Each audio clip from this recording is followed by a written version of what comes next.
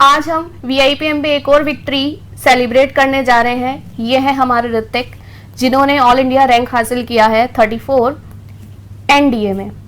ये ऋतिक हैं जो काफ़ी छोटी उम्र के स्टूडेंट हैं, सिर्फ इनकी उम्र 18 साल है, लेकिन इन्होंने अपनी 18 साल की उम्र में जो आज हासिल कर दिखाया है वो आज मेरे लिए नहीं, आई थिंक पूरे देश के लिए और जिन जिन लोगों से ये कनेक्टेड है उन सभी के लिए बहुत ही प्राउड मोमेंट है। तो ऋतिक, हम आपके बारे में जानना चाहेंगे। पहले अपने बारे में कुछ बताइए, अपनी एजुकेशन के बारे में बताइए। मैम मेरा नाम ऋतिक जाटोलिया, मैं सिरोही से बिलोंग करता हूँ। मैंने तो स्टार्टिंग से ही गवर्नमेंट स्कूल से स्टडी की है। उसके बाद फिर मैंने 12th कंप्लीट करने के बाद एक साल ड्रॉप किया। ड्रॉप करके प्रॉपरली मैंने एनडीए की तैयारी की। तो आप क्या शुरू से ही एनडीए में ही जाना चाहते थे? आप ऐसा नहीं था कि आप किसी गवर्नमेंट जॉब को लुक फॉरवर्ड कर रहे थे, आप चाहते थे कि आप अपने देश को ही सर्व करें? Yes ma'am. तो आप शुरू से ही चाहते थे कि आप अपने शुरू से, जैसे मैं 5th क्लास में था तब मेरे को इतना पता नहीं था कि एनडीए क्या होता है, और धीरे धीरे जैसे मैंने हमारे वहाँ पे ग्राउंड में मैंने परेड किया था, तब हम वो कोई एयरफोर्स ऑफिसर आए थे, उनको देख के मेरे को लगा यार ये कुछ करने लायक है, ऐसे मैं कुछ भी मैं कर सकता हूँ ये। फिर उनको देख कर मैंने उनसे इंस्पायर हुआ।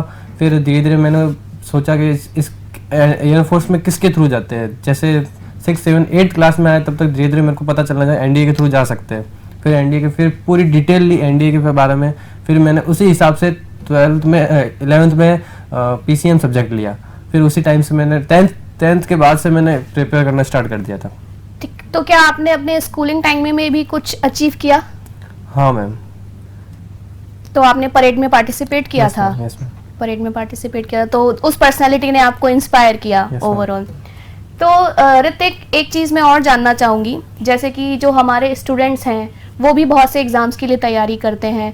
कुछ हैं जो एक तरीके से अपने टारगेट को अचीव कर लेते हैं, कुछ हैं जो नहीं कर पाते हैं। तो मैं ये जानना चाहूँगी, क्योंकि आप एक तरीके से बहुत इंस्पायरिंग पर्सनैलिटी की तरह यहाँ बैठे हैं, क्योंकि वही बात है कि एक छोटा सा बच्चा जब बहुत बड़ा अचीव कर लेता है तो कहीं ना कहीं अपने सामने वाले को इंस्पायर करता ही है। तो आप ऐसा कौन सा संदेश है जो देना चाहेंगे कि जिससे कि कहीं ना कहीं वो भी अपने गोल को अचीव कर सके? मैम सबसे पहले तो अपने गोल के लिए हमेशा फोकस रहना चाहिए। गोल के लिए फोकस होगा तो जैसे माइंड डाइवर्ट तो बहुत बार होता है, फिर उसी पे फोकस रखना बहुत मुश्किल का काम होता है, और मैंने काफ़ी टाइम तक अपने आप को फोकस रखा। तो क्या आप भी कभी डाइवर्ट हुए थे? काफ़ी टाइम। जैसा कि आपने कहा कि आपने अपने एनडीए के सेकंड अटेम्प्ट में आपने इसको अचीव किया है, Yes, तो ma'am. मैं फर्स्ट अटेम्प्ट ने क्या आपको कहीं पीछे खींचने की कोशिश करी, या आप कहीं पर डीमोटिवेट हुए, या वहीं से आपने अपनी एक नई शुरुआत करने का सोचा? मैम उसी टाइम थोड़ा बहुत तो लग गया था, मेरा नहीं हो पाएगा, मैं इसमें नहीं कर सकता। फिर मेरी मम्मी ने भी मेरे को मोटिवेट किया, मेरे फ्रेंड ने भी मोटिवेट किया, यार तू कर सकता है ऐसा। तो फिर उसी टाइम से हाँ, फिर मेरे फैमिली ने भी बोला कि हाँ तू कर सकता है, थोड़ा जोर लगा, तू ये अचीव कर सकता है। फिर मैंने उसी टाइम अब तैयारी स्टार्ट कर दी उसे। तो क्या आप हमें आपके फैमिली के बारे में कुछ बताना चाहेंगे कि कैसे वो आपके लिए सपोर्टिव रहे? सबसे पहले कि मेरी मम्मी को मैं सैल्यूट करता हूँ कि मेरे इस जॉब के लिए मेरे को सपोर्ट किया, क्योंकि मेरी मम्मी ने बहुत कठिनाइयाँ झेली है। क्योंकि शुरुआत से ही मेरी मम्मी ने, मैं 6 मंथ का था तब से मेरे फादर की डेथ हो गई थी। फिर उसी टाइम से मम्मी का संघर्ष स्टार्ट हो गया था। फिर मम्मी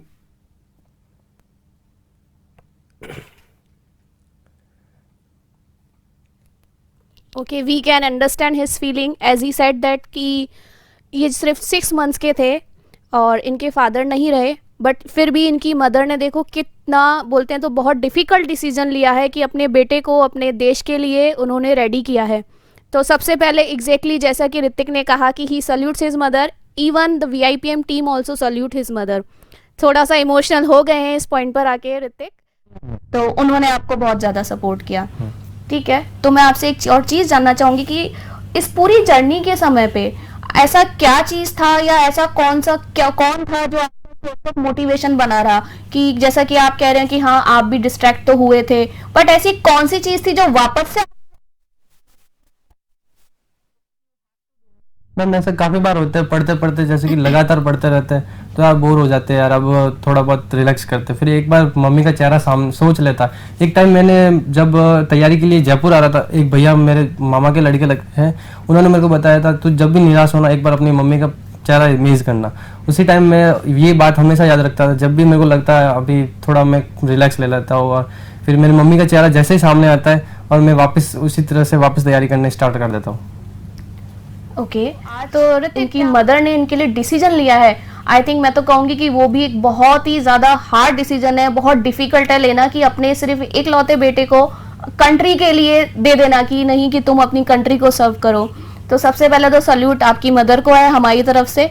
तो ऋतिक एक और चीज मैं कहूंगी कि क्या सिर्फ डिस्ट्रैक्शन ही एक सबसे बड़ा हर्डल है या आपकी लाइफ में और भी कोई हर्डल थे अपने इसको अचीव करने के लिए? फाइनेंशियल कंडीशन पर ऐसा कभी नहीं हुआ कि जैसे मेरे को 500 रुपये चाहिए होते तो मम्मी मेरे को 1000 रुपये भेजते थे। मम्मी ने कभी मेरे को एहसास होने नहीं दिया कि ये कमी है ये कमी है, पर फाइनेंशियल कंडीशन तो थोड़ी खराब ही थी।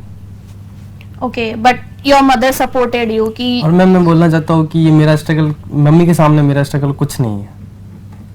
Of course we can understand कि मम्मी के सामने स्ट्रगल कुछ नहीं है, बट आज शायद वही स्ट्रगल है जो एक रंग लेकर के आया है। हाँ फाइनली हाँ कुछ अचीव हुआ है, जैसा कहते हैं कि हर एक संघर्ष के बाद एक नई सवेरा जो होता है वो सवेरा आज है। वो कहते हैं ना हर किसी की कामयाबी के पीछे किसी औरत का होता था, उस कामयाबी के पीछे मेरी मदर का हाथ है।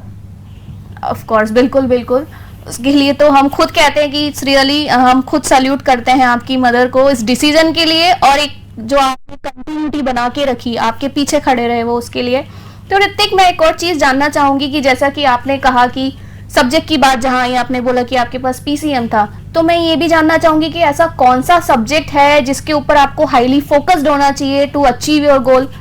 मैम फर्स्ट सब्जेक्ट तो इंग्लिश मैथ होती है। मैथ 2 पेपर होते हैं, पहला मैथ पेपर, अगर मैथ का पेपर क्लियर होता है ना तो उसके बाद सेकंड वाला पेपर चेक किया जाता है। और मैथ की पकड़ अच्छी होनी चाहिए इसमें, मैथ्स की पकड़ अच्छी होनी चाहिए। तो आप जयपुर कब आए ऋतिक? मैम मैं जयपुर आया था 20 दिसंबर को। 20 दिसंबर को। जैसा कि हम सभी जानते हैं कि एसएसबी में इंटरव्यू कंडक्ट किया जाता है जिसपे बेसिकली आपकी पर्सनालिटी जज होती है, और इक्वली उसमें इंग्लिश का भी एक बहुत बड़ा रोल होता है, क्योंकि जब आप अपने आप को प्रेजेंट करते हैं तो ओवरऑल इट इज ऑब्वियस कि हाँ you have to present yourself in English. Ma'am जब मैंने अपने रियलाइज किया कि मेरा फर्स्ट वाला अटेम्प्ट क्लियर नहीं हुआ तो मेरे को लगा मेरी थोड़ी इंग्लिश वीक है, तो मैंने जयपुर में देखा कौन सा इंस्टीट्यूट ज्वाइन करूँ। फिर मैंने ये होर्डिंग्स देखा था इस VIPM का, फिर वहाँ देखा तो फिर मैंने एक बार जाके देखते हैं क्या है, फिर बात की वगैरह, फिर यहाँ आसपास में पूछा कैसा है ये इंस्टीट्यूट, और फिर मैंने ये ज्वाइन किया। थोड़ा 5 दिन के लिए मैंने डेमो लिया था, फिर थोड़ा ठीक अच्छा लगा, हाँ यहाँ पे मैं सर अच्छी मेहनत करवा रहे हो तो मैं भी थोड़े बहुत तो मेहनत करूँ ना। ओवरऑल अगर मैं कहूँ तो ये चीज हो सकती है कि VIPM भी आपके लिए एक हेल्पफुल पिलर की तरह खड़ा रहा जिसने आपको सपोर्ट किया है, तो उसके लिए VIPM की तरफ से इवन हम कांग्रेचुलेट भी करते हैं, इवन थैंक्स भी कहते हैं, क्योंकि you are like a star. Feel हो रहा है, बहुत अच्छा फील हो रहा है। तो ओवरऑल तो ये देखिए ये है हमारे ऋतिक की जर्नी जिन्होंने बहुत ही कम एज में कर दिखाया है। तो इसी के बेसिस पर ऋतिक आप हमारे स्टूडेंट्स को क्या कहेंगे? They have to be focused, उन्हें फोकस होना है और उन्हें अपने सब्जेक्ट्स पर कमांड रखनी है, राइट? इसके अलावा कुछ और कहना चाहेंगे? मैम सबसे पहले से मेरे और साथियों को बोलना चाहता हूँ कि ये किसी भी चीज़ को अचीव करने पहले एक गोल फिक्स करना पड़ता है, गोल फिक्स कर दिया उसके बाद उसी के प्रति फोकस होना पड़ता है।